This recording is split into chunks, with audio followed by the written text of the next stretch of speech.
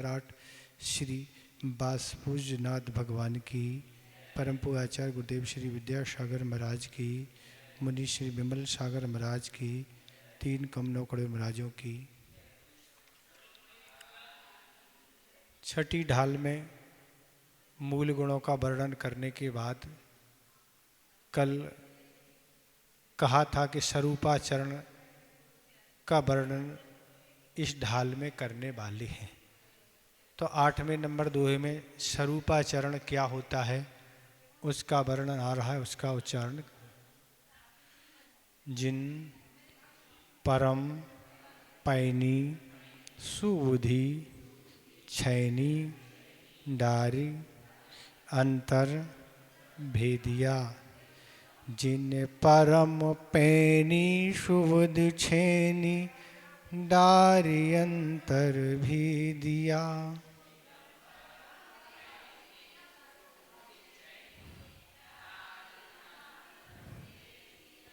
वर्णादि अरु रागादि तय निज भाव को न्यारा किया।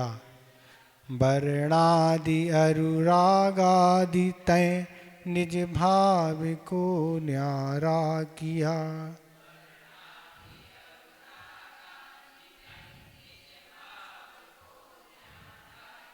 निज माही निज के हेतु निज कर आपको आपई गहो। निज माई निज के हेतु निज कर आपको आपई गहो।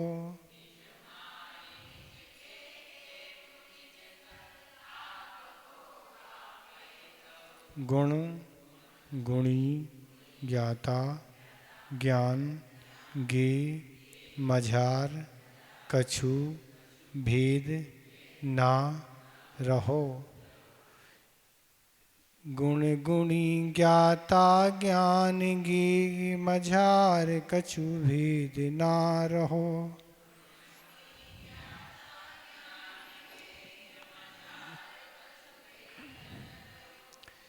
जिन परम पैनी शुद्ध छैनी डारी अंतर भेदिया। मरणादि अनुरागादि तय निज भाव को न्यारा किया। निज माई निज के हेतु निज कर आपको आपई गहो।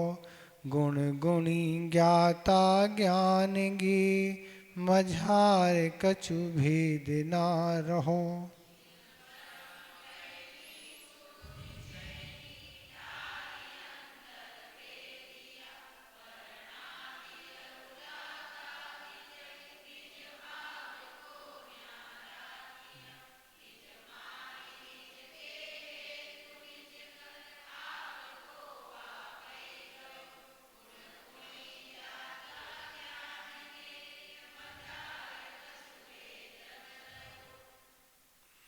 ठीक हो रहा उच्चारण।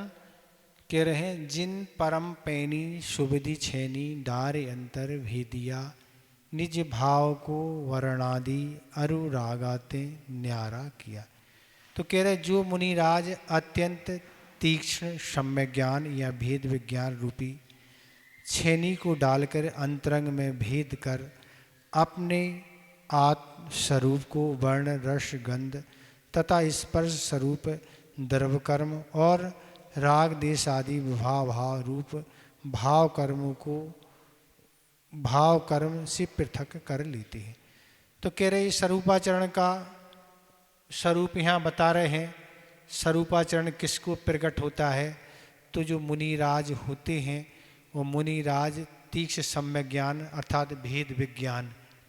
भेद विज्ञान का अर्थ क्या है? शरीर अलग है और आत्मा अलग है, ये भेद विज्ञान उसे कहा जाता। शरीर और आत्मा का जिसमें भेद कर देना, दोनों को पृथक समझ लेना, ये है। तो ये कह रहे सम्यक ज्ञान के द्वारा, जो उन्हें सम्यक ज्ञान है उससे क्या भेद कर लेते हैं कि आत्मा अलग है और शरीर अलग है। जैसे कल बताया था कि वह बैठ गए और हिरण खाज खुजावती, ऐसे भेद विज्ञान पर बल पर ये छेनी को डाल के अंतरंग में उसको भेद विज्ञान के द्वारा अपने आत्म स्वरूप को अलग, कर्मों को अलग, ये कह रहे हैं वर्ण रस गंध तथा स्पर्श स्वरूप, ये द्रव्य कर्म अर्थात ज्ञानावर्णी आदि जो कर्म हैं और राग देश आदि जो विवाह रूप कर्म है उनको पृथक कर लेते हैं। जैसे ही छपक श्रेणी मारते ध्यान में लवनी होते हैं तो ध्यान साधना के माध्यम से क्या हो जाता है, ध्यान के द्वारा क्या हो जाते हैं, कर्म अलग हो जाते। जैसे आप आभूषण पहनते हैं और आभूषण बार बार आप लोग नए नए बनवाते रहते हैं, उन्हीं को बार बार बनवाते हैं और बनवाने से क्या होता है, उसमें बट्टी की मात्रा बढ़ती जाती है। तो अब क्या करते हैं, जब ज़्यादा बट्टी की मात्रा बढ़ जाती है तो उसको सोनों को शोधना बोलते हैं, उसमें से बट्टा अलग हो जाता है और सोना शुद्ध अलग हो जाता।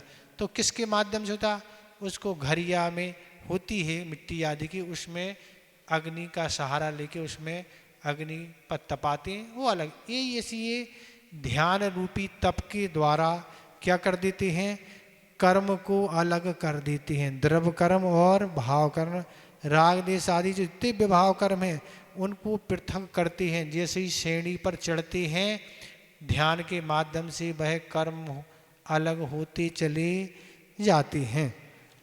और क्या कह रहे हैं, फिर क्या कह रहे हैं, निज माही निज के हेतु निज कर आपको आप ही गहो, गुण गुणी ज्ञाता गे मझार कछु भेद ना रहो।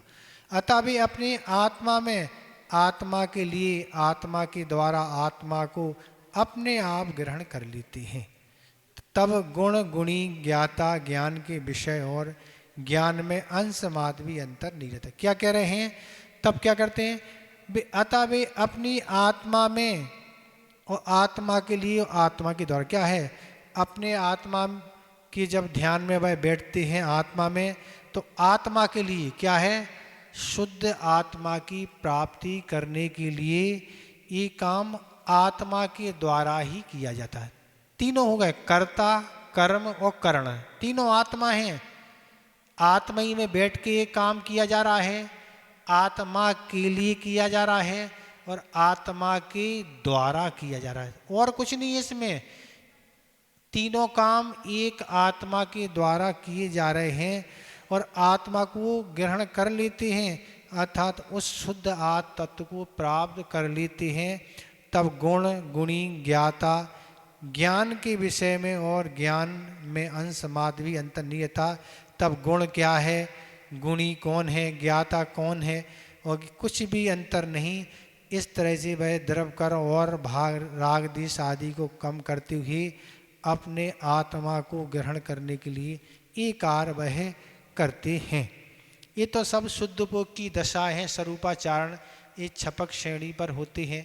ये मुनिराज जब मोक्ष प्राप्त करने को जाते हैं, केवल ज्ञान प्राप्त करते हैं, उसके पहले की ये सब भूमिका है।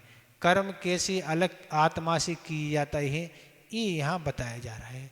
ऐसे ध्यान के माध्यम से जहाँ कुछ भी आत्मा के अलावा कुछ होते ही नहीं है, इसलिए इसमें ज़्यादा क्या समझाएं हम आपको समझाएंगे वही कोई समझ में आने वाली ज़्यादा बात ही नहीं है। जब आगे आप पढ़ोगे धीरे धीरे तब ये सब चीज़ें समझ में आएंगी। अभी तो यही समझ लें कि ध्यान के द्वारा इन कर्मों को अलग किया जाता है, तब इस आत्मा को केवल ज्ञान की प्राप्ति होती है। ये सिर्फ अंतर्मूर्त का काम है। 48 मिनट के पहले पहले सब कर्म झड़ जाते हैं और केवल ज्ञान की प्राप्ति हो जाती। सिर्फ 48 मिनट के पहले ही काम हो जाता है। और लघु अर्थ 5 मिनट में भी काम हो सकता, 10 मिनट में, 15-20 में, 20 मिनट में, नहीं तो अगर दीर्घ अंतर्मूर्त है तो 48 मिनट के पहले पहले सारे कर्म निर्जीव हो जाएंगे, अर्थात घातिया कर्म। ये इसमें बताया जा रहा है। और क्या कह रहे हैं, अगला आ रहा 9वां दोहा। अब और आगे क्या प्रक्रिया है, जहाँ ध्यान ध्याता ध्येय को ना विकल्प बच भेद ना जहाँ। जहाँ ध्यान ध्याता ध्येय को न विकल्प बच भेद ना जहाँ।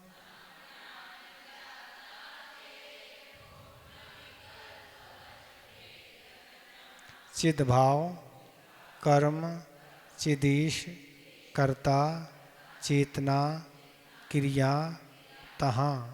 चिद भाव कर्म चिदेश कर्ता चेतना क्रिया तहाँ।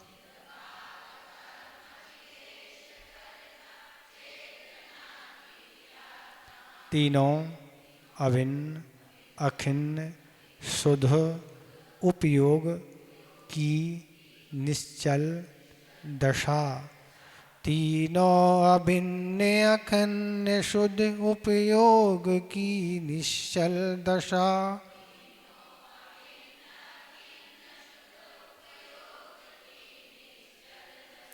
प्रगति जहाँ दृग ज्ञान वृत्त ए तीन धा एकई लशा। प्रगति जहाँ दृग ज्ञान वृत्त ए तीन धा एकई लशा।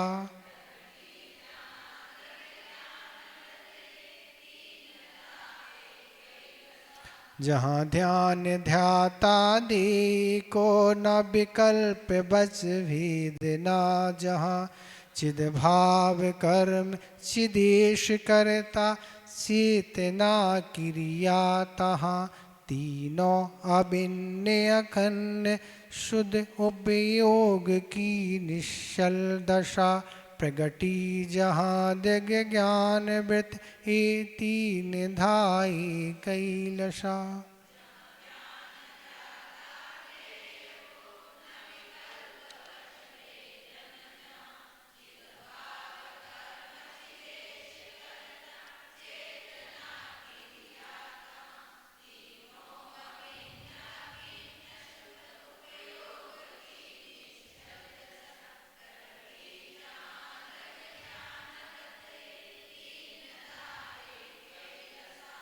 ठीक हो गया उच्चारण।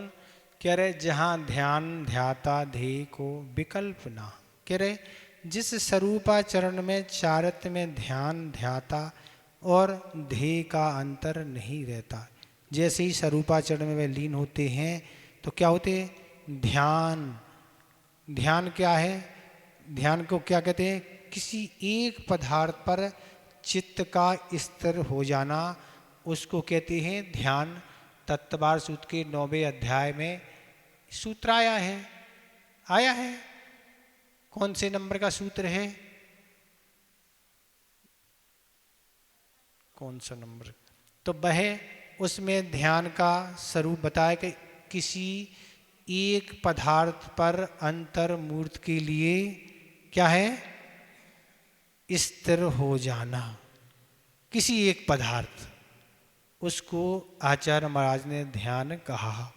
कोई भी ध्यान हो सकता, आर्ध हो चाहे रौद्र हो, चाहे धर्म ध्यान हो चाहे शुक्ल ध्यान हो। ध्यान तो ध्यान है, अंतर्मूर्त लग जाना, तो ये ध्यान कहते हैं। किसी एक द्रव्य पर चित्त का स्थिर हो। ध्याता किसे कहते हैं? ध्यान करने वाले को ध्याता कहते हैं।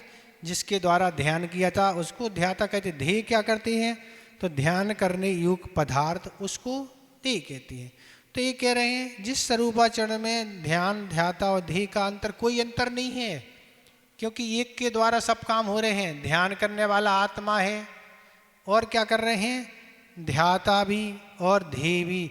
इस तरह तीनों क्या है? कोई अंतर नहीं, सब एक समान उस स्वरूपाचरण में चल रहे, कोई अंतर नहीं रहता है। जहाँ बच भेद ना, और जहाँ पर वचन का भी कोई विकल्प नहीं।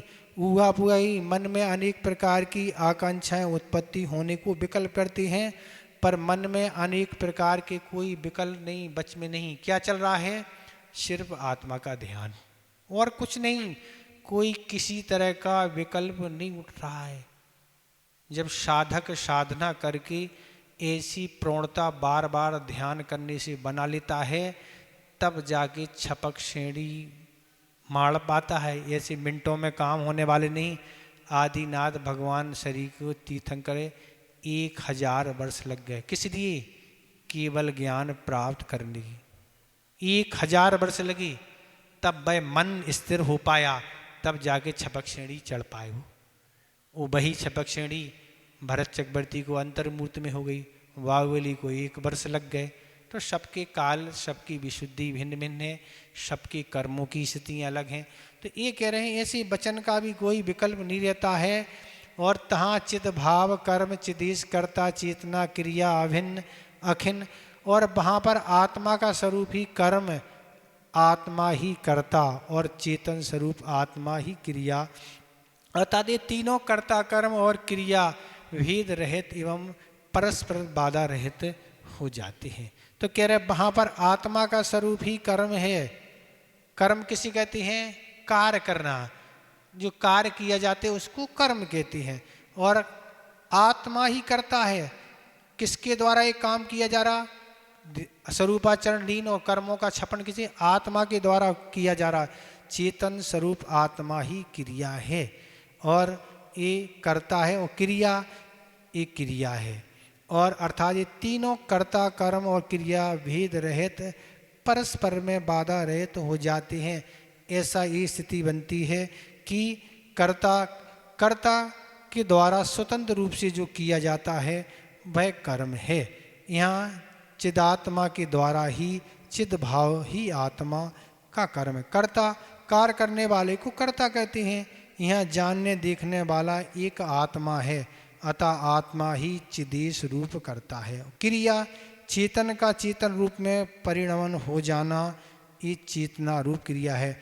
आत्मा ही आत्मा के रूप परिणत हो रही है। तो इस तरह से अग्नि उष्णता अग्नि से अभिन्न है। अग्नि अलग हो और क्या हो? उष्णता अलग हो, दोनों एक हैं। अग्नि और उष्णता एक है, अलग नहीं।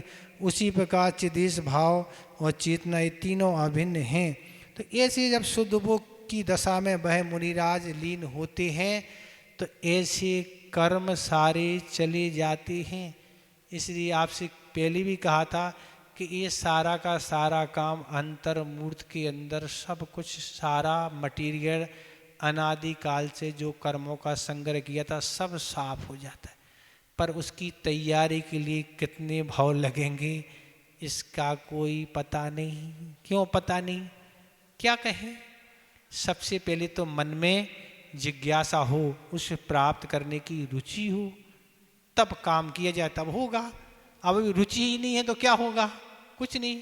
जैसा है महाराज चल रहा तो चलने दो, बस ठीक है ना। तो भगवान तो मनाने आपके घर आएंगे नहीं कि चलो भैया हमारी बात सुन लो, थोड़ा आप ध्यान लगा लो और अच्छे से, तो तुम हमारे साथ भी मोक्ष चले चलेंगे। ऐसा कोई मनाने आने वाला यहाँ कोई नहीं है। आपको अगर स्वयं लग रहा है कि इस संसार में भटकते भटकते बहुत समय हो गया, कब तक हम ये चारों गतियों के दुखों से छूटेंगे, ऐसा भाव बन रहा है तो कर सकते हैं। नहीं तो बस अच्छा है, यहीं घाटोल में अच्छे से रहो ना, बढ़िया है। यहाँ कहीं जाने की कोई ज़रूरत नहीं है ना। तो कह रहे हैं वहाँ पर आत्मा का स्वरूप कर्म, आत्मा ही कर्ता और चेतन स्वरूप आत्मा क्रिया है। ये तीनों कर्ता कर्म और क्रिया भेद रहे तथा परस्पर बाधा रहित तो हो जाते हैं। और क्या कह रहे हैं? शुद्ध उपयोग की निश्चल तथा शुद्ध उपयोग की अचल अवस्था पर्याप्त हो जाती है, और शुद्ध उपयोग की अचल अवस्था पर्याय हो जाती है। ऐसी शुद्ध उपयोग इसी कहते अचल निश्चित अवस्था, जिसमें ना राग देश होता है, न हर्ष विषाद होता है, न किसी तरह, बस एक शुद्ध पदार्थ की शुद्ध की ओर उपयोग रहता है, उसको शुद्ध उपयोग कहते हैं। जहाँ दीर्घ ज्ञान वृत्त ये तीन धा एक ही लसा, और जिसमें सम्यक दर्शन, सम्यक ज्ञान और सम्यक चार्य ये तीनों एक रूप शोभायमान होती हैं, तीनों एक हो जाते हैं। जैसे रस्सी कैसे बनती है? तीन अलग अलग लर होती हैं, तीनों को एक मिला दिया तो ये रस्सी बन गई। इसी तरह ये सम्यक दर्शन, सम्यक ज्ञान और सम्यक चारत एक समान हो जाती, उसमें कोई भेद नहीं रहता। ये ध्यान की अवस्था एक कहलाती है। ये बहुत महत्वपूर्ण चीज़ है आज तक अपन सबको ये सब चीज़ प्राप्त नहीं हुई। उपसम श्रेणी तो चढ़ना ठीक है, पर उपसम श्रेणी में कर्मों का क्षय नहीं, कर्मों को सिर्फ दबाया जाता है, पुनः फिर उदय में आता है। पर छपक श्रेणी में जो भी काम होता है, कर्मों को क्षय करते करते आगे बढ़ते चले जाते हैं, पर उनका फिर उदय नहीं होता। और आगे क्या होता है, और आगे देखें 10वां नंबर दोहा। परमाण नए निक्षेप को ना उद्दूत अनुभव में दिखई। परमाण नए निक्षेप को न उद्दूत अनुभव में दिखई।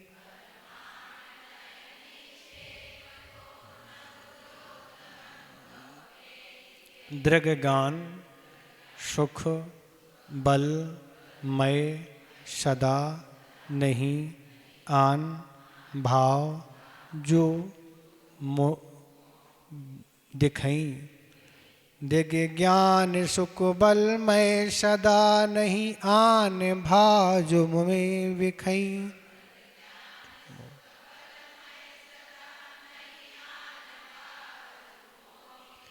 मैं साध साधक मैं अबाधक कर्म अरु तसु फलनी तय। मैं साध साधक मैं अबाधक कर्म अरु तसु फलनी तय।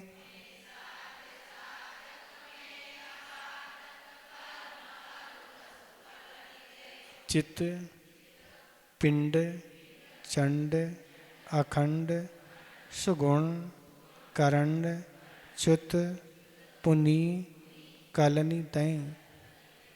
चित पिंड चंड अखंड सुगुण करंड च्युत पुनि कलनी तय।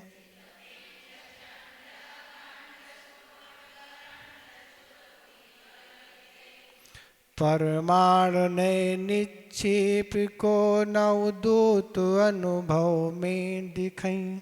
दिव्य ज्ञान सुख बल में सदा नहीं आन भाव जो मैं विखई। मैं साध साधक में अबाधक कर्म अरु तसु फलन तय। चित पिंड चंड अखंड सुगुण करंड च्युत पुनि कलन तय।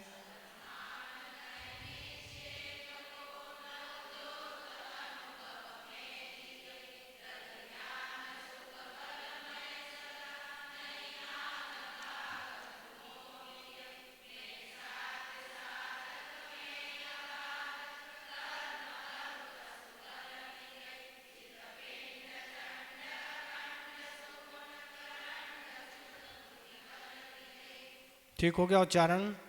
कह रहे अनुभव में परमाण नए निक्षेप उद्दूत दिखे ना।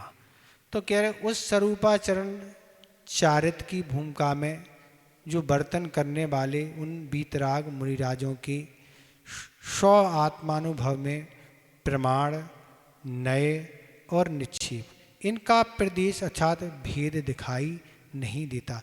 जिस तरह से वह स्वरूपाचारण में लीन हो जाते वह मुनिराज, उसमें बर्तन करते हैं ऐसे विराट मुनिराज, तो उनके अनुभव में क्या है, प्रमाण क्या है। प्रमाण किसे कहते हैं, तो वस्तु के सर्व अंगों को जानने वाले ज्ञान को प्रमाण कहते हैं। तो मति ज्ञान में क्या चल रहा है, कुछ नहीं, अभी ध्यान चल रहा है, वहाँ कुछ भी नहीं चल रहा है, आत्मा का ध्यान चल रहा है। तो क्या कर रहे हैं, प्रमाण, इसमें प्रमाण कुछ नहीं। और नए वस्तु के एक अंश के जानने को नए कहते हैं। तो व्यवहार चल रहा है या निश्चय चल रहा, क्या चल रहा है, ये नए का कोई पता नहीं। और निक्षेप, निक्षेप का नाम स्थापना द्रव्य भाव, ये निक्षेप तत्वासूत्र में आते हैं। तो ये कह रहे हैं ऐसे उन बीतराग मुनियात के स्वात्मानुभव में प्रमाण नए और निक्षेप का भेद दिखाई नहीं देता। क्या चल रहा है, क्या हो रहा है, पता ही नहीं क्या हो रहा है।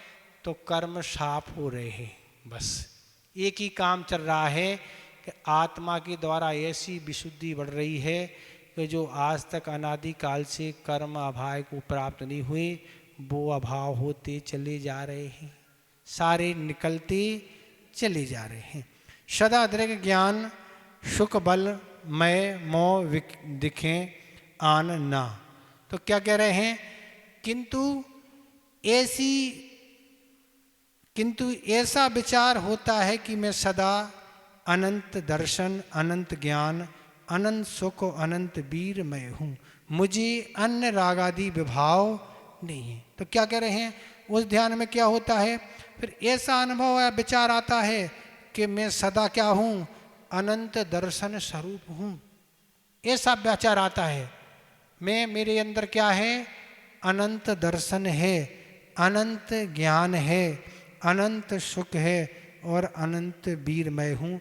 ये तो जैसे घाती कर्मों का अभाव होता है तो क्या होता है, इनकी प्राप्ति हो जाती, केवल ज्ञान प्राप्त हो जाएगा तो चारों चतुष्टय प्राप्त हो जाती, अनंत चतुष्टय प्राप्त हो जाता है।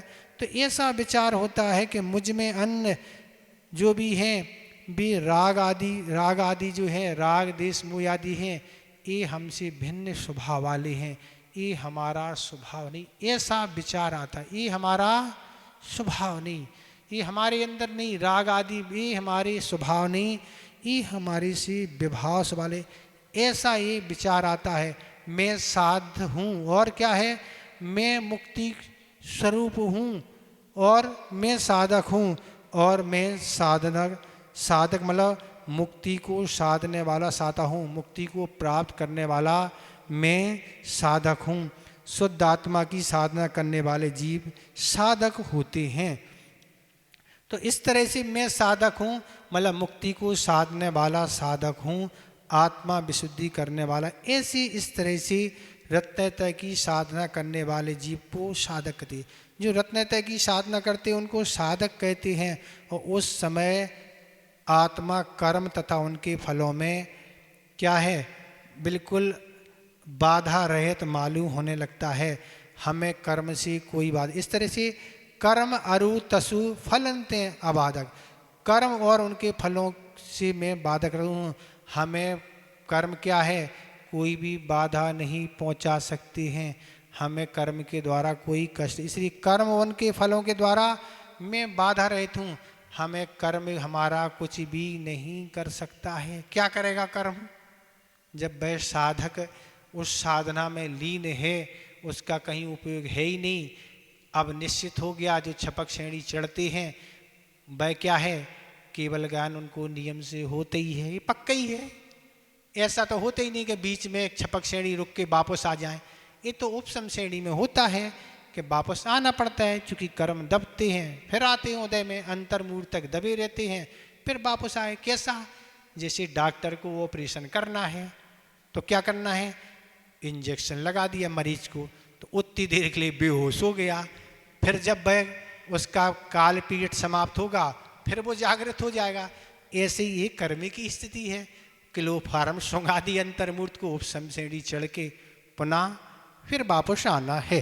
तो ये कह रहे कर्म और उनके फलों की बाधा से रहित हूँ, चित्तपिंड और चेतन स्वरूप हूँ। मैं तो एक चेतन स्वरूप हूँ, पुद्गल स्वरूप नहीं। क्या हूँ, मैं चेतन पिंड हूँ और चंड हूँ। चंड का अर्थ प्रकाशमान, मैं तेजस्वी हूँ और अखंड मैं टुकड़े रहता हूँ, खंड खंड नहीं, एक आत्म तत्व हूँ, उसके कोई टुकड़े नहीं होते। और सुगन करंड, ऐसे अनंत ज्ञान आदि गुणों का क्या हूँ, पिटारा हूँ। अनंत गुण क्यों, जब ऐसे ही आत्मा को केवल ज्ञान की प्राप्ति हो जाएगी तो सारे दोषों का जब निष्कासित हो जाएगा तो ऐसे कहने को अनंत के 46 गुण होते हैं, कहने को 46 हैं पर वह अनंत गुणों के धनी हुआ करते हैं। तो ऐसे अनंत ज्ञान आदि और उनके गुण उनमें पाए जाते हैं।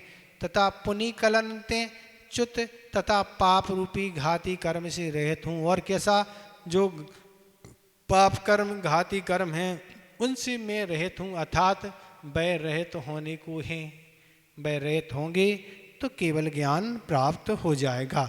इस तरह यह भी आपका दोहा पूर्ण हो गया। ठीक है, अब इसमें हम पूछें क्या आपसे, क्या समझ में आ रहा है कि नहीं, ये तो हम ही समझ रहे क्या समझ में आ रहा है ना।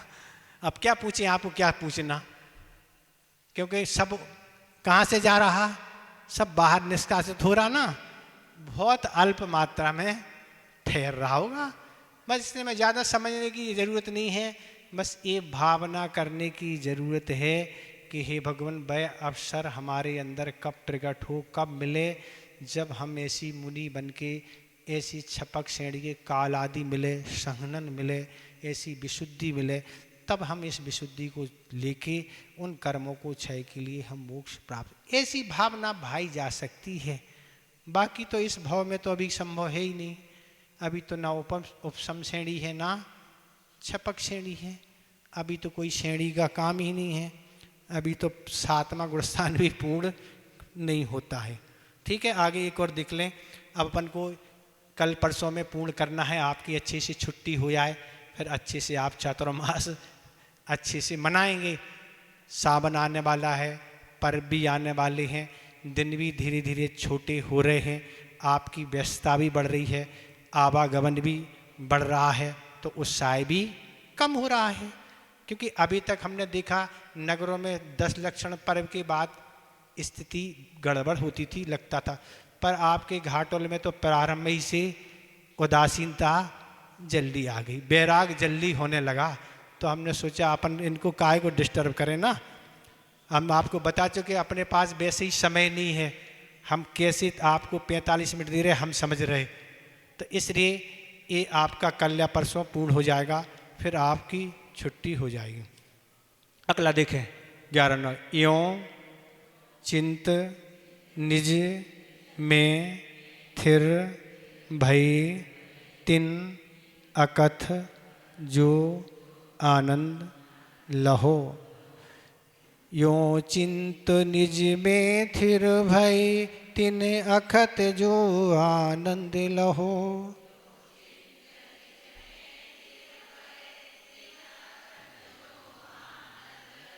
सो इंद्र नाग नरेंद्र बा अहिमिंद्र की नाही कहो। सो इंद्र नाग नरेंद्र बा अहिमिंद्र की नाही कहो।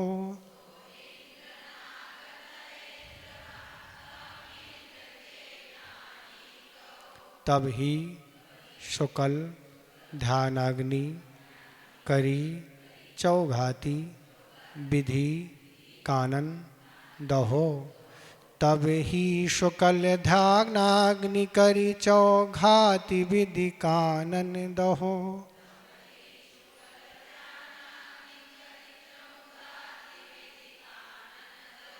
सब लखो केवल ज्ञान करी भवि लोक को शिव मग कहो। सब लखो केवल ज्ञान करी भव लोक को शिव मग कहो।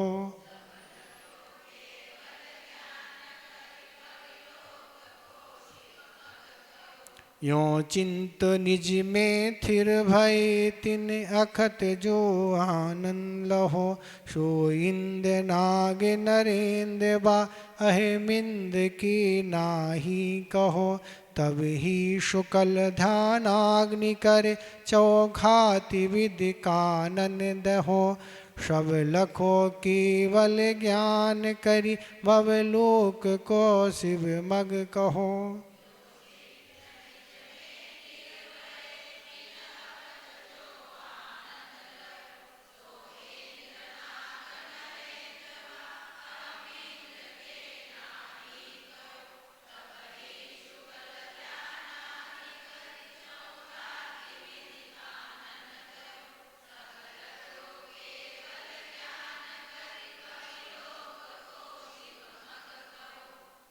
हो गया उच्चारण। क्या कह रहे हैं? यूं चिंत निज में थिर भई तिन जो अखत आनंद लहो। सो इंद्र नाग नगेंद्र अहिमिंद्र नाही कहो। तो इस प्रकार का चिंतन कर किस जो शुद्ध आत्मा में स्थिर हो जाते। क्या करें? इस प्रकार का चिंतन क्या कर गए? उस आत्मा का चिंतन करते हुए सारे पदार्थ सारे व्यक्तियों से हटके इस तरह का चिंतन करके जो शुद्ध आत्मा में स्थिर हो जाते हैं उनको अवर्णीय अनुभव रस का आनंद प्राप्त होता है। वह सुख देवेंद्र, धर्मेंद्र, चक्रवर्ती और कल्पातीत अहमेंद्र को नहीं होता। कह रहे ऐसी आत्मा में जब वे मुनिया लीन हो जाते, स्थिर हो जाते हैं, तो उस अवर्णीय, उसका वर्णन नहीं कर सकते। उस आनंद का वर्णन करने के लिए हम समर्थ नहीं हैं। उसका आनंद का वर्णन तो केवली भगवान ही कर सकते हैं। अनुभव, उस अनुभव का रस का आनंद प्राप्त होता है। उस अनुभव रस का आनंद प्राप्त होता है, वो उनको जो आनंद आता है, किनको, जो छपक श्रेणी पर चढ़े हुए हैं, आत्मा में लीन हैं। वह सुख क्या है? देवेंद्र, जो देवों के मुखिया माने जाते उनको देवेंद्र कहते हैं। धर्मेंद्र और चक्रवर्ती और कल्पादीत मतलब वैमानिक देवों, अहेमेंद्र और जो 16 स्वर्ग के ऊपर रहते हैं, उनको भी नहीं कहा, उनको नहीं आता है। क्यों नहीं आता है? ये आनंद बिना संयम के आ नहीं सकता। जब संयम धारण किया जाएगा तभी उपशम व छपक श्रेणी चढ़ी जा सकती है। असंयम दशा में ये आनंद नहीं आ सकता है। ये आनंद उनको नहीं कहा। और क्या कह रहे हैं? तभी शुक्ल ध्यानाग्नि कर चौघाती विधि का आनंद हो, और उसी समय अर्थात सपूरा स्वरूपाचरण चरित्र प्रकट होने पर ही शुक्ल ध्यान रूपी अग्नि के 4 घाती कर्ण रूपी वन जला देते, अर्थात अरहंत पद प्राप्त कर लेते। और क्या कह रहे हैं? और ऐसी स्वरूपाचारण प्रकट होने पर ही, जैसी स्वरूपोच्चारण प्रकट होने पर ऐसी शुक्ल ध्यान के द्वारा वो 4 घाती कर्म जला देते हैं, और उससे क्या है? अरहंत अवस्था प्राप्त हो जाती, अर्थात वह केवल ज्ञान प्राप्त कर लेते हैं। और केवल ज्ञान कर सब लखो, भावी लोक को शिव मग कहो। और उसी समय केवल ज्ञान रूपी सूर्य की किरणों के द्वारा तीनों लोक के तीनों काल संबंधी सर्वगुण पर्याय क्षेत्र सब पदार्थों को जान लेते हैं। पश्चात संसार के भव जीवों को मोक्ष मार्ग का उपदेश देते। क्या कहते हैं? अब केवल अनंत अवस्था प्राप्त करने के बाद केवल ज्ञान रूपी किरणों के द्वारा उन्हें केवल ज्ञान जैसे ही प्राप्त होता है। तीनों लोग, ऊर्ध्व लोक, मध्य लोक और अधोलोक, तीनों लोक, तीनों काल, भूत, वर्तमान और भविष्य संबंधी जितने भी गुण और पर्याय सहित हैं, सब पदार्थों की भी जान लेते हैं। केवल ज्ञान के द्वारा ऐसी कोई वस्तु पदार्थ नहीं है जो उनके ज्ञान का विषय नहीं बनता है, सब जान लेते हैं। और पश्चात संसार के भवजीवों को मोक्ष का उपदेश देते हैं। तो ये तो मुख्य रूप से तीर्थंकरों के लिए ही घटित होता है। तीर्थंकर के लिए उपदेश देना नियामक है, उनका समोषण लगता है, और समोषण के माध्यम से असंख्या जीव पहुँच के अपने बारे में पूछते हैं। तो ये सामान्य केवलों की कोई नियम नहीं है, उनकी तो गंध कुटी लगती है, वह प्रश्न का उत्तर दें ना दें ये कोई जरूरत नहीं। और जो मोक्ष केवली होते हैं वो तो बोलते ही नहीं हैं, तो वो भी घटित नहीं होता। तो इस तरह ये केवल ज्ञान, ये स्वरूपाचरण से केवल ज्ञान की प्राप्ति हो जाती है, अनंत पद प्राप्त हो जाता है। इस तरह ये हो गया। अब आपके कितने बचे? 5 बचे, तो कल या परसों में हो जाएंगे, ठीक है। और आप फ्री हो जाएंगे, हम भी फ्री, आप भी फ्री। और क्या है? क्या दूसरा समय नहीं ना आप लोगों के पास ना? 2-4 व्यक्ति से क्या है, समय पे आपको आना नहीं। आप लोगों को 3 बजे का समय रखना, आना है नहीं, और वो भी अपने हिसाब से आना है ना। और रुचि उत्साह हमें समझ में नहीं आ रहा। मुख्य बात है जो उत्साह रुचि पढ़ने की होना चाहिए। आप ही लोगों ने भाव रखा था कि हमें 6 ढाला पढ़ना, हमने तो कोई भाव रखा नहीं। आप ही लोगों ने 6 ढाला पढ़ने का भाव रखा, आप ही ने समय निश्चित किया। सब निश्चित करने के बाद बस उदासीनता चालू हो गई। सही, हमारे पास बिल्कुल भी समय नहीं है ना, हमारे पास इतना आप स्वयं ही महसूस करते हैं, हमारे पास नहीं। हम ऐसी उत्साह हो तुम पढ़ा सकते, हमें कोई पढ़ाना है, आपको जो पढ़ना हम तो वो पढ़ा दें, हमें क्या समस्या। पर उस समय का उपयोग करना तो होना चाहिए, समय का उससे, क्योंकि अभी आगे सावन आ रहा, फिर आवागमन बढ़ रहा, 10 लक्षण पर आ रहे। अपन क्लास कोई भी चालू कर लेते, मान के चलो धीरे धीरे, फिर उत्साह वही खत्म हो जाएगा। अच्छा नहीं माना जाता ना। ऐसे 10-5 लोग बैठ गए और इतने बड़े हाल में, और बस ऐसा लग रहा कहने को है 500 घर महाराज, वो 50 लोग हैं नहीं, क्या करो है? क्या ऊपर और नीचे से क्या होगा? समय तो वही लगेगा, क्या घट जाएगा का समय? समय तो हमें वही देना पड़ेगा, ऊपर नीचे से क्या होगा? उत्साह की बात है, उत्साह नहीं है। आप लोग ज्यादा स्वाध्याय कर चुके ना, और ज्यादा चौमासी आपको मिलेगा, तो उदासीनता है आप लोगों में, यही समझ में आया ना हमें। तो जो उत्साह, अभी हम लोग वहां रहते छोटे छोटे गांव में, जब 50-50 60-60 घर रहते, इससे ज्यादा उत्साह रहता 50-50 60-60 घरों में। और आपको कहने को 5 से हमें तो समझ ही नहीं आता क्या है, लोग किस काम में, कौन सी आदमी की फैक्ट्रियां चल रही हैं। बाकी आपको सुबह तो स्वाध्याय महाराज जी कराई रहे, शाम को भी हो रहा, और भाव सागर की चलेगी क्लास, तो आपको मिलेगा क्यों? बंद हो रही सब क्लास है ना, सब तो आपको मिलेगा ना। ठीक है, संस्मरण देखें। कल एक संस्मरण सुनाना था। एक महाराज की मुनि दीक्षा हुई, छुल्लक से सीधी, एलक भी बने उसी दिन उनकी मुनि दीक्षा हुई।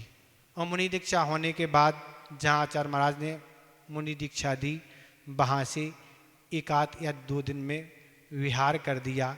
और विहार करने के बाद रास्ते में उनको बड़ी परेशानी होती थी, उनसे ठीक से अंजलि नहीं बनती थी, और अंजलि नहीं बनने से आहार ठीक से नहीं हो पाता था।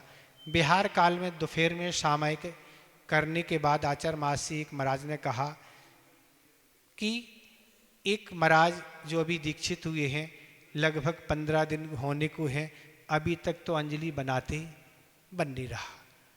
पर आचार्य महाराज आप तो बताएं कि आप तो सीधे ब्रह्मचारी से मुनि बने थे, आपने कैसे अंजलि बना ली थी? आचार्य महाराज आचार्य महाराज के लिए उसका भी कारण है। उन महाराज क्या कारण है? उसका कारण ये है, मैं ब्रह्मचारी अवस्था से ही पूज्य ज्ञान सागर के महाराज के साथ प्रतिदिन आहार कराने जाता था। और आहार कराने जाता था तो मैं यही देखता था, आहार भी कराता था, शोधन भी करना, आहार भी कराना, और ये भी देखना कि ये अंजलि कैसे बनाई जाती है, गिरास कैसे पलटे जाते हैं, गिरास को कैसे, ये मैं रोज देखता रहता था। और देखते देखते बस मैंने सब सीख लिया था।